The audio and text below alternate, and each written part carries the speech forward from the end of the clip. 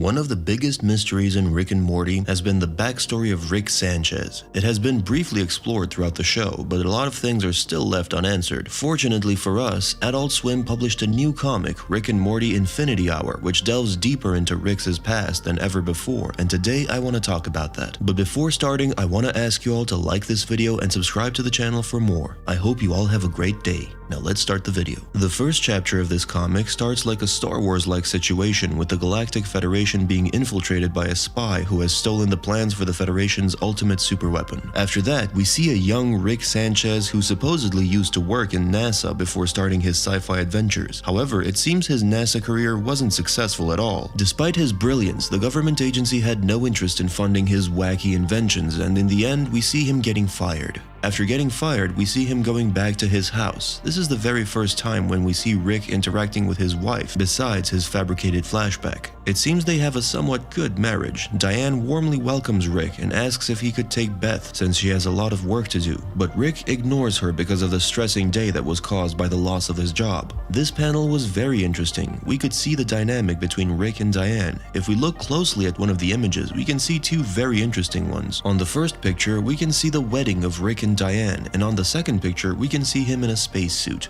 I don't know why, but this single panel shows how much of a normal person Rick used to be, which is the thing that we aren't used to seeing. In the next page, we can see Rick saying goodbye to his wife and daughter. It seems he was driving aimlessly since he had just lost a job. On his way, he found the Monogatron species, which was the alien spicy witch that was shown in the second episode of the 4th season. In short, I am sure you all remember the guy who offered Jerry to make an app. This new character is the same spicy as him. His name is Wubbo, and he told Rick that the whole galaxy depended on him getting to Cudswell, and Rick offered him a ride. In the next panel, they have a discussion about why Wubbo said that galaxy was dependent on him, which he explained that he is a part of the rebellion group against an evil empire that rules the galaxy, and he is on Earth to look for one guy to help, who is exiled and a warrior type. In that panel, we can see the reference to a Little Bits ad, which I have to admit was one of the weirdest advertisements that was shown in Rick and Morty. It seems they are opening new restaurants in new locations soon. Seems their business was very successful,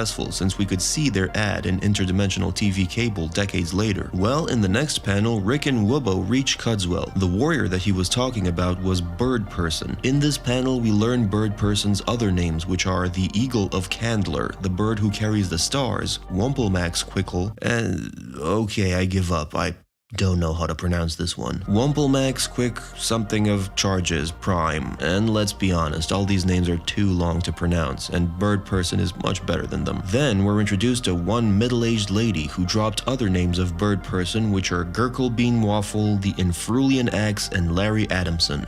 It seems his human name version was Larry Adamson. This girl turned out to be the ex-wife to Bird Person. She hadn't seen him for 3 years, and even despite of everything, she still loved him. However, her house was soon raided by Intergalactic Organization of Soldiers who quickly turned her into ashes. They instantly regret killing her since it meant a lot of paperwork for them, and thanks to their silly conversation, Rick and Wubbo were able to escape them. In the next scene, we see them in McDonald's. I think this was the name restaurant that was shown in Rick's fabricated restaurant. I think it was a nice tribute to his past. In that restaurant, Wubbo and Rick have a conversation about Bird Person. Rick asks him why he's so important, and Wubbo explains their enemy and how they are pouring trillions of space dollars into Doom Bomb, and the only lead that he had about Bird Person was that his last forwarding address was in Cudswell. Rick told him that the thing that he has learned over the years is that a place where everyone eventually ends up is New York City. We then see him and Wubbo taking a picture in front of Liberty statue. They were also at the baseball game, and they were met by Thug Punk.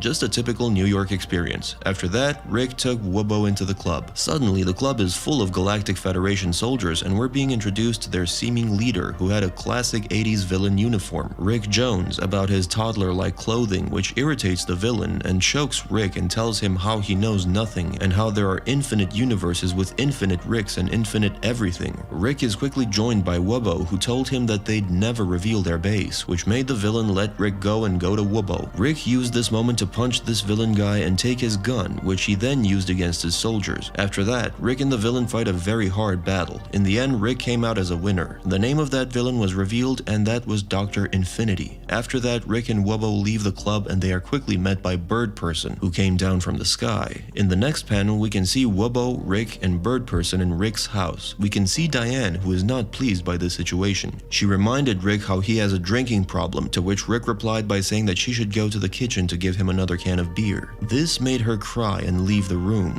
I think this was the beginning of the moment when their marriage started falling down. It was implied in the series that Diane wasn't really a fan of Rick's sci-fi adventures, and we could see that exact thing. After that, Rick and Bird Person had a very open talk. Rick was slowly going into nihilism and questioned if everything mattered, since there were already an infinite number of realities. Bird Person reminded him that his life, his family, and his genes have worth, and the universe would be much darker without them. After that, he recruited Rick to join the rebel group, which he gladly accepted. In the next scene, we can see Rick going into the bedroom. I don't know if he woke Diane up and told her goodbye or not, but he seemed very sad about leaving her, and when he went to Beth's room, he could not help himself from crying and promised Beth that he'll be back and that he's doing that for her. After that, he met Bird Person and Wubbo outside and they decided to go. Well, this was only the first chapter of this comic, and there are already 4 other chapters released. Let me know in the comments if you want me to cover videos about next chapters. Personally, I enjoyed reading this comic a lot, despite there being several things that contradict the story that was shown in the series, such as the fact that Rick's original wife and daughter were killed by another Rick who wanted this one to join the fold of multiversal Ricks and their intellectual superiority. Afterwards, Rick goes on a Rick killing spree as he hunts for the version of him who killed his family. On his murder mission, Rick encounters Bird Person and a number of other freedom fighters and he joins them in their fight. This event leads to Rick becoming the most sought-after criminal in the Galactic Federation's history, although Infinity Hour reveals that Rick's introduction to the Galactic Federation and Bird Person happened a bit earlier than it was shown in the show. Well, there are countless Ricks and Mortys across the multiverse, and while the history of the Rick we all know from the series has been revealed, Infinity Hour could be telling the story of a whole new Rick who is equally as rebellious against the tyranny of the Galactic Federation. Whether this new comic series technically falls within the multiversal history of Rick, the important aspect of Rick and Morty Infinity Hour is that it will give fans a chance to see Rick in action before he met Morty, revealing how he became the nearly godlike force of nature fans know him from Rick and Morty. Anyway, I guess this is all for today. I'm excited to cover other chapters of this comic, and if you all want it, I'll gladly do that. What do you think about this comic? Let me know in the comments, like this video, and subscribe to the channel for more. Lonnie Brock's out.